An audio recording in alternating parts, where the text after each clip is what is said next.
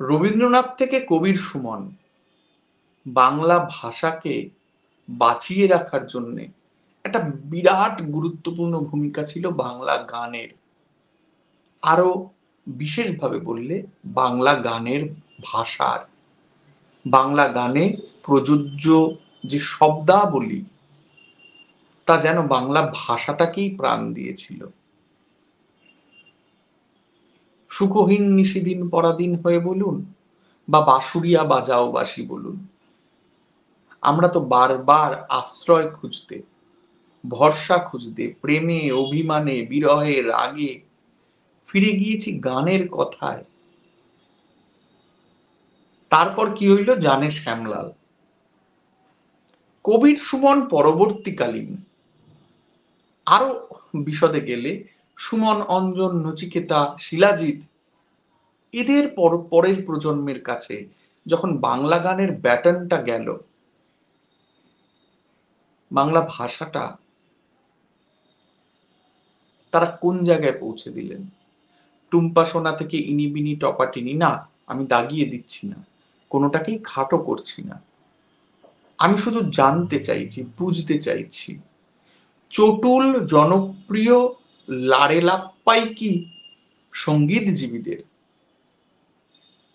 গীতিকারদের অসহায় অস্ত্র হয়ে দাঁড়ালো। বাজার ধরতে তো গাইতে হতো সূর্য ডোবার পালা আসে যদি আসুক ব্যস্ত, গোধূলির রঙে হবে এ ধরনী স্বপ্নের দেস্ত, ব্যস্ত ব্যস্ত। তারপর পৃথিবীতে আধারের ধূপ ছায়া নামবে, মৌমাছি ফিরে গেলে জানি তার গুঞ্জন থামবে। আজকের বাংলা গানে, বাংলা সিনেমার গানে বলুন বা অন্যান্য গানে কতটা রক্ষিত হচ্ছে ভাষার সৌন্দর্য, ভাষার লাবণ্য, ভাষার স্ত্রী? আমাদের প্রশ্নে উত্তর দিলেন এই সময়ের জনপ্রিয় সঙ্গীত শিল্পী, সিঙ্গার সংরাইটার সমন্তক। কি বলছেন সমন্তক, শুনুন।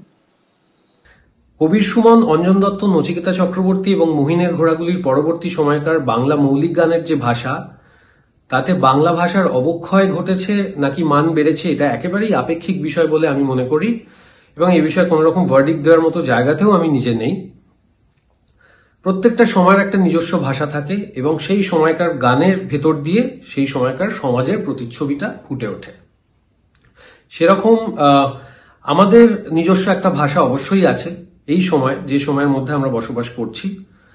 এখন আমরা যারা বাংলা গান লিখছি, মৌলিক গানের উপর কাজ করছি, তাদের উপর একটা দায় তো থাকেই যে একটু সহজ ভাষায় লিখতে হবে। তার কারণ হচ্ছে মানুষের জীবন অনেকটাই বদলে গেছে এবং ইন্টারনেটের যে প্রাধান্য সেটা একেবারেই অনস্বীকার্য। এখন আর লাইব্রেরি গিয়ে 100টা বই ঘেটে আমাকে কোনো জিনিস নিয়ে পড়াশোনা করতে হচ্ছে না। খুব যদি না খুব কোনো গুরুগম্ভীর রিসার্চ আমি করি, আমি অন্তত সেই বিষয়টা নিয়ে কিছু না কিছু জানতে পেরে যাব ইন্টারনেটে একটা ক্লিক করে। এটার যেরকম ভালো দিক আছে সেরকম খারাপ দিকটা হচ্ছে এটাই যে কোনো জিনিস যখন সহজলভ্য হয়ে যায়, কোনো জিনিসের মানে আমি সহজেই জানতে পেরে যাচ্ছি, বা কোনো কিছুর বিষয় পড়াশোনা করতে হলে সেটা বাড়িতে বসেই আমি ঝট করে দেখে নিতে পারছি, তখন গুরুত্বটা কমে যায়, অ্যাটেনশন স্প্যানটা কমে যায়। এত এত ইনফরমেশন চারপাশে, এত কিছু মাথায় থাকে না এবং ইন্টারেস্টটাও কমতে থাকে। ভালো জিনিসটা আমার মনে হয় খুঁজে নেওয়াটাও শ্রোতাদের একটা দায়িত্ব, এটা তাদের দায়িত্ব। আর যেটা বলছিলাম সেটা হচ্ছে এই যে সহজ করতে গিয়ে এখন যেটা হয়, এটা একেবারেই আমার ব্যক্তিগত মতামত, আমার মনে হয় যে ক্ষুরোধার রাজনৈতিক গানের সংখ্যা এখন আস্তে আস্তে কমে যাচ্ছে, কমে গেছে অনেকদিনই। তার কারণ আমরা সবাই ভীষণ ডিপ্লোম্যাটিক হয়ে গেছি, বা ওই সহজ করতে হবে এই জিনিসটা আমাদের মাথার ভেতর আছে। তার কারণ বারবার মনে হয় যে যদি একটু গুরুগম্ভীর জিনিস লেখা হয় তাহলে হয়তো স্ক্রোল করে মানুষ বেরিয়ে যাবে, তার কাছে এত অপশন আছে। তবে এটাও ঠিক যে আমি একেবারেই মনে করি না যে সহজ ভাষায় ভালো জিনিস লেখা যায় না, সহজ মানেই খারাপ, এটা আমি একেবারেই মনে করি না। আমার মনে হয় সহজ ভাষাতে অনেক গভীর দর্শন ধরা যায়। সব থেকে গুরুত্বপূর্ণ যে জিনিসটা সেটা হচ্ছে যে পুরো গানটা আমি যখন শুনছি, গানের ভাষা এবং গানের সুর সবকিছু মিলিয়ে গানটার অনুরণন আমার মনের ভেতর কতদিন থাকছে, আমার জীবনে আমার সুখে দুঃখে সেটা কিরকম ভাবে কাজে লাগছে, কতটা দাগ কাটছে আমার মনে গানটা, সেটা সব থেকে বেশি গুরুত্বপূর্ণ।